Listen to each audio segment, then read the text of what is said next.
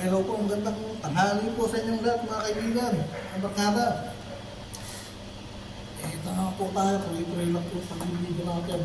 Ito, posisyon ko, kaya kung wala akong bibigo. Tabahin yan, next day. Ewan ko lang mamayang hapon. So, yun, course nyo dito ay 12:59. Ang minute na pa, magalaw na. So, yun. Akala na po, makahalan po tayo. Mag-lunch po tayo. Ito nga pala yung ulam natin. Atong, munggo. Yung tira ko kagabi. Kasi ang dami yan. Isang box na ano. Binili ko sa Pilipinas restaurant. Pagkakanin natin. Yan. Yan ang ulam natin. Pagkasaluhan natin yan. So, ayun po tayo. Para mapusok tayo.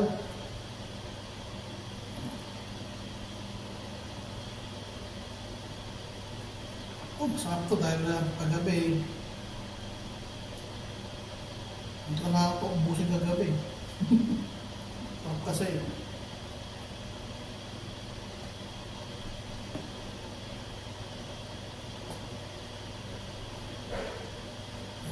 Ako tayo. Munggo. Ginsang munggo.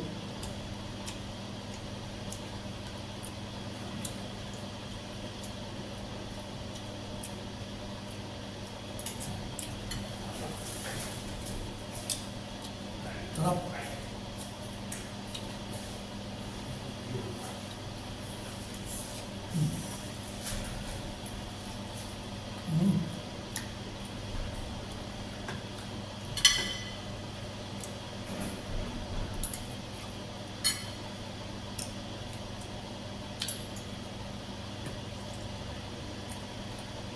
Ibang Pilipinong titinda ng ulam dito. Tipid sila sa ano? Sa pagluto ng ulam.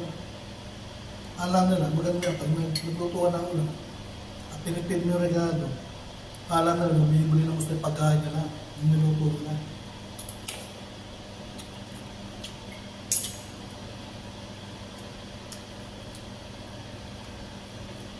Yun ang pagkakamali nila.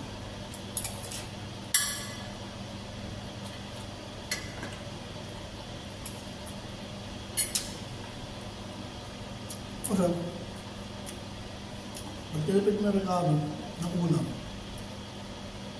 walang kwentang kainin.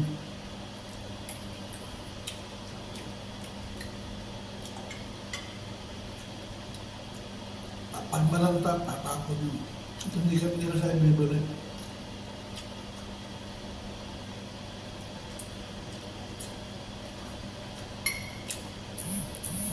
Magtikilit mo sa sardinas, itlog, noodles. Pag may time siya, doon siya magluluto.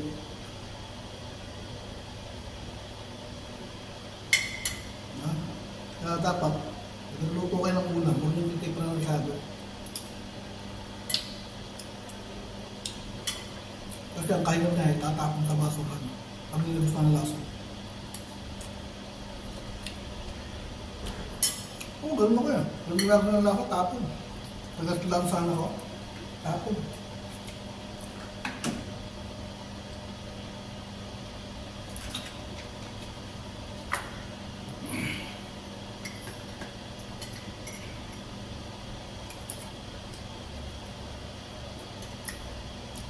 Dahil mga kanaalaw, bumili ng isang ulam.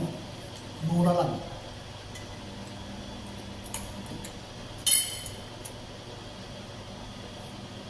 Tinolang isda.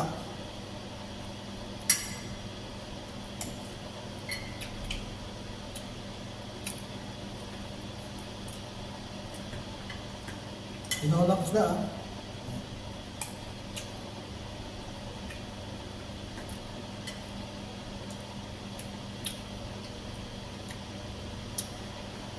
Magkahigit ng sabot, sabay yung bura eh.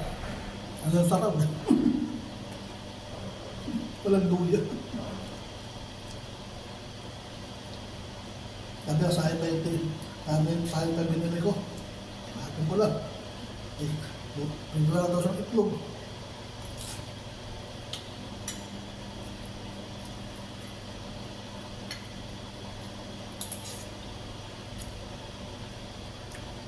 Kaya kasi pag tinola, lalo mo isda.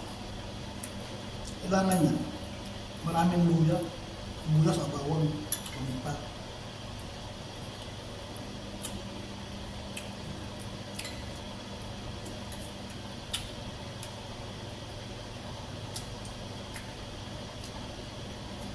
Pag walang gano'n yan, luya, malanta yan.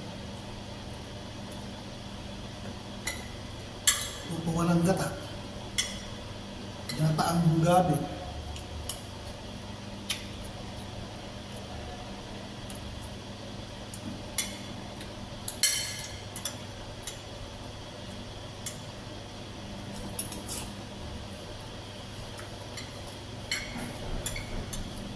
At kulang sa gata, gusto sa inyo.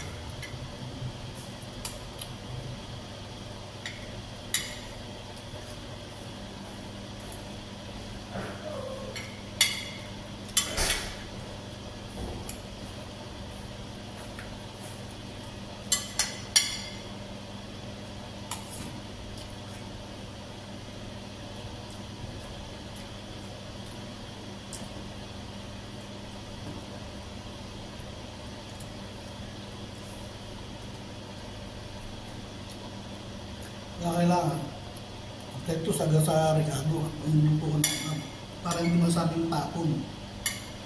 At babalik-balikan ka ng customer mo.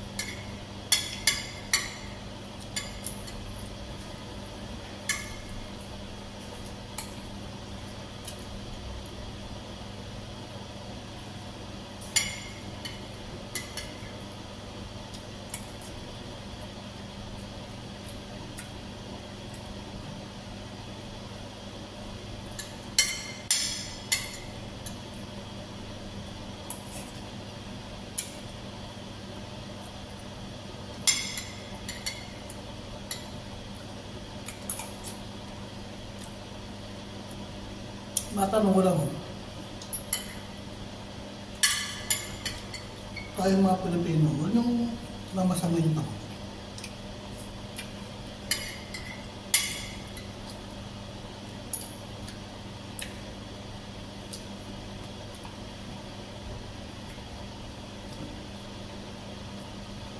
Tayong mga Pilipino, pag nasa ibang bansa, ang unang umigit sa atin yung pakatipid. Kung lamang na mali pala yun.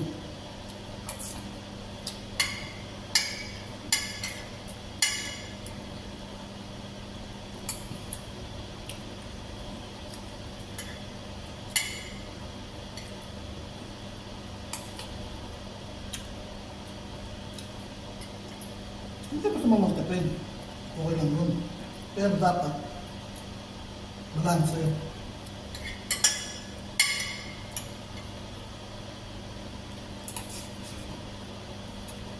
Diba? Kaya nang paninigarilo, iwasan mo.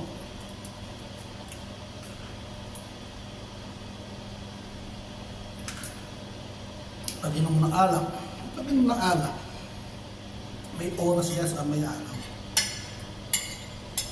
Kaya huwag kang masasagad.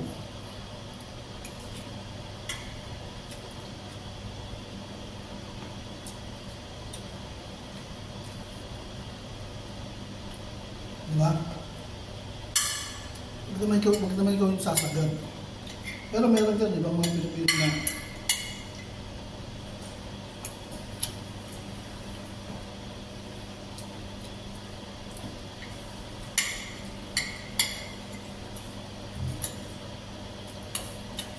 narbaktul na nakikinom lang.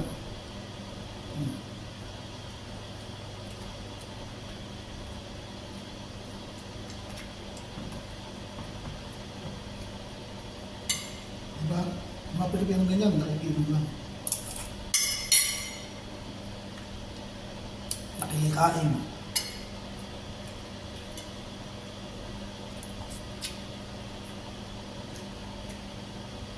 Ako ayoko nun.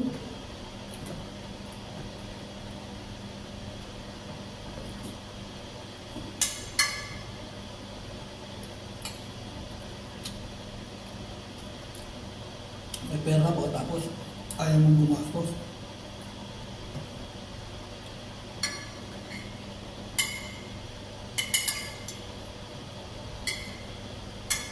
Makikisay ka lang, makikiinom.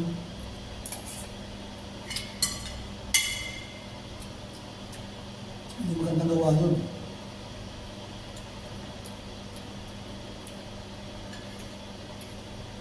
Pangit na gawa yun.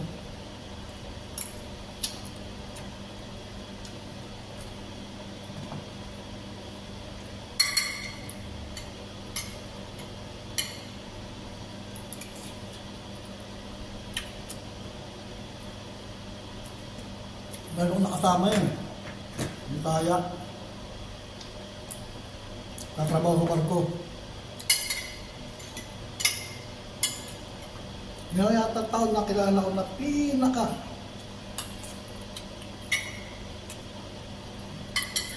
walang kwentang tao.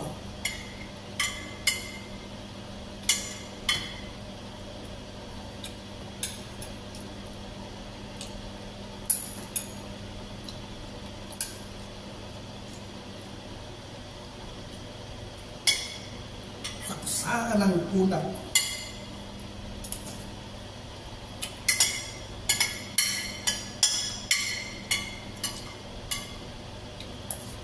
Walang kwentang tao. Nakakam ko na.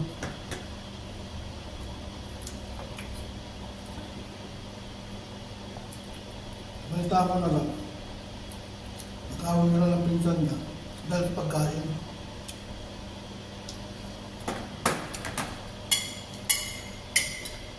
Dahil napakawalang kwentang ugali.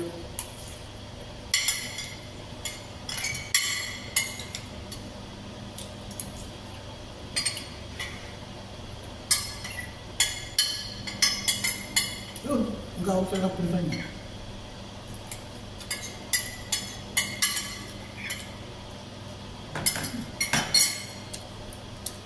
Tawagin ko si Talisman.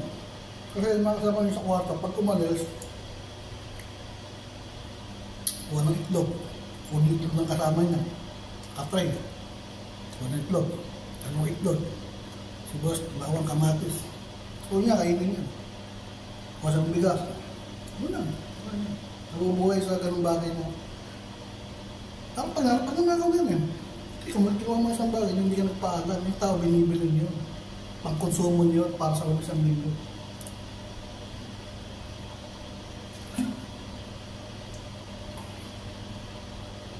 Yan ginawa ng Clement eh. Tinago yung mga pagkain. Lagay sa aparador. Yan, ginawa ng kasama.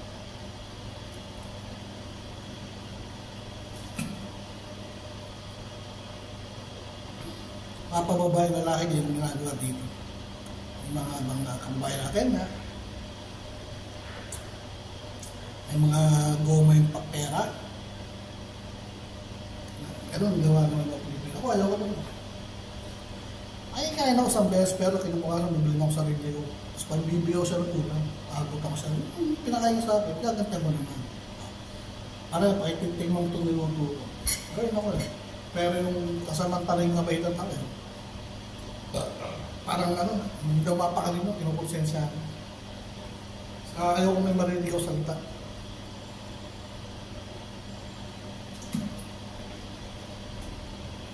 Diba? Hindi maganda gano'n. Hindi ka magandang gawain gano'n na makikikain ka lang. Kasi, pipintasan ka. Iba, pakapano na naman mo. Ayaw, bakit may mga ganyan Pilipino na wala nang ibang inisip kung di makatipid. Hindi mo saan magtipid. Yung ilalagay mo sa tamang lugar.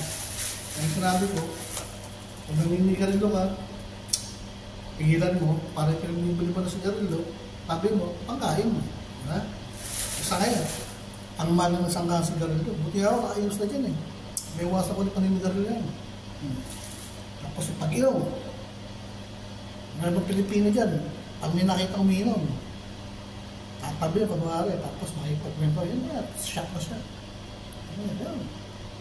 Yun, ang pag-inom, may araw dyan. Araw ng deo mo, yun na. Gaya ko. Pag-araw ko ng deo ko, inom ako. At nung lata, kasi na ako. So, yun. Ano yung bibisyon mo, yun ang magastos. Ganilo, pag-inom. Okay na yung pagkain. Pero bubusog ka rin eh. Pero sa mga ibang bagay, pag paningarilo, pag sugal, hindi ko ayaw mo. Yung pagkain, maging maluwa sa pagkain, okay yun. Tapos sa pagkain. Hindi natin ugalin yung, parang makatipid tayo. Kung gusto mo makatipid, ikaw na lang. Huwag mo na ako sama. Meron mo na namin yan, maraming kasama eh, may ibang klaseng Pilipino. Puro alang kwenta. Sabihin po sa inyo, hindi po ako nagbibiro. Tagal ko rito. Iba't ibang klaseng tao na kasama, iba't ibang klaseng Pilipino sa probinsya. Walang kwenta. Meron nakasama, mag-asawa. Mag-asawa. Biro yung mag-asawa. Mag-asawa kayo. Ayaw niyang bumili ng rice cooker. Ang gusto niyang gagamitin ng rice cooker ko. Kung kailan ako dumating sa akin magsasara ng magsasaing. Ano yung ginawa ko? Itapong ko. Hindi sila nakaibig eh. Tapong ko yung sinaing nila. Saan magsalang mga akin? Ano ba't tinapos yung sinaing namin? Magsasayang ako eh. Rice cooker ko eh. Nakaibig. Bumili. Diba? At meron na titipid kami. Titipid kayo, bumili kayo ng sarili ng gamit. Ano lang yun? Munti tayong mag-away nun. Pero ang rice cooker ko yun. Kung kailan ako dumating, saan sa salangan.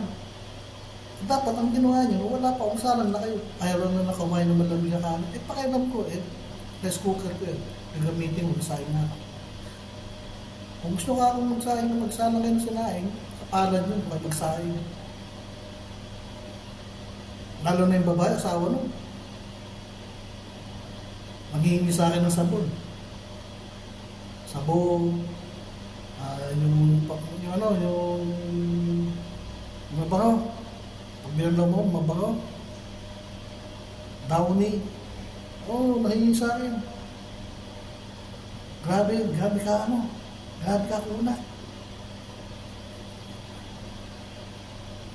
Kaya ginawa ko na magmula nun, kasi bumibila yung mga type na kalalaki. Mura pa nun. Kasi tawag na kalalaki. Mura pa nun. Ngayon, hindi na ako bumibili kanyan. Binibili ko na yung malilito ng nagkontrado. 5350. Yun lang. Binibili ko. Diba? Ngayon ba ako ginawa eh? Sa mantiga. Ang talikod mo, pagbalik mo, kalahati na lang. Ang dami nga sa laging yan eh. Binili yung mantika. Grocery ako konti. Lagay ko sa lalagyan. Pag-isip ko na kinabagahan, pag sa mantika, kalahati na eh. Alam, hindi ko magato, natawa ako eh. Sabi sa akin, bakit ka tumatawa? Sabi ko nga, binili yung mantika kagabi buyan. Natulog lang, pag-isip ko kalahati na.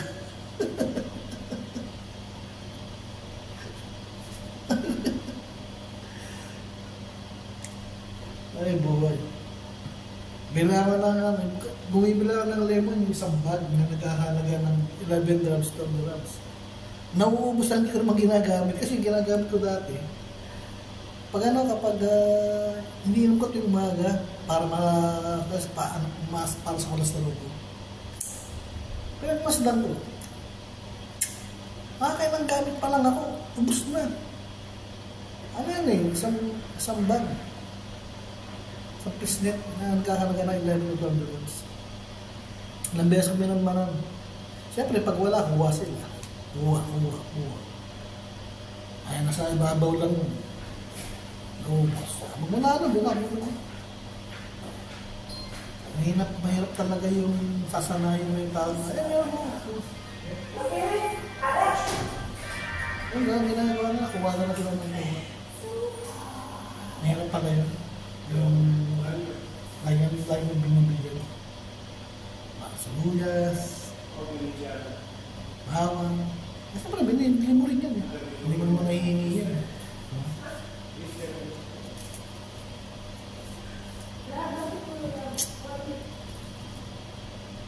So yun, hanggang dito lang po tayo. Sana po ay ano lang po yan ha, may pulot na Pilipino, gano'n.